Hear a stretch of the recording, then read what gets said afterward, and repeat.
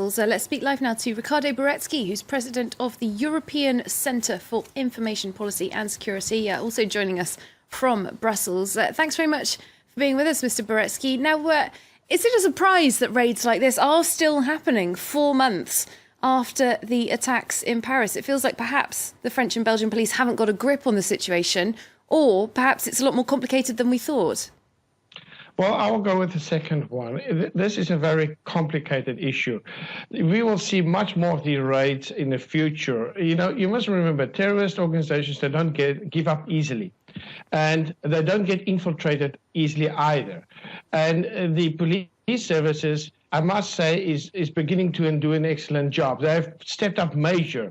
But what we have to pay attention here is that we have to try to avoid at all costs civilian exposure in this particular type of events. But certainly there has been a major change over the last 2 months. And French police are on board with the Belgian police. We know that they're present in Brussels right now. But what about other European forces? Given the fact that there is free movement for the main part around the continent, wouldn't their involvement be helpful in this situation? Well, we at ECIPS has called last year already for all secret services and intelligence services to cooperate and work together. There has been some changes. I think a lot could be more done. A lot of this have to change still. You know, we have to see, particularly from Eastern Europe parts, the collaboration parts. You know, we see the Schengen group working more and more together. We see a development between the French, Belgium, as you can see, is very clear and evident.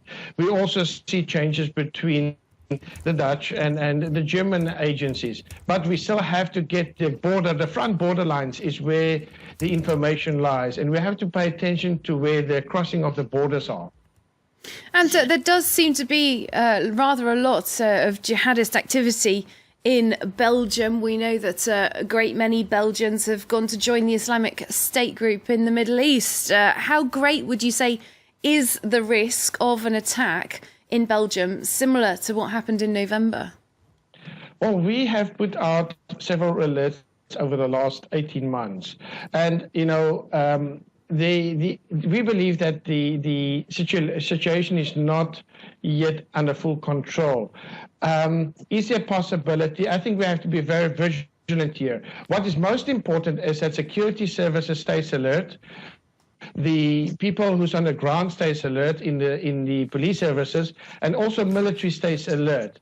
And if these three sectors stays alert, then certainly the risk of reduction is much higher.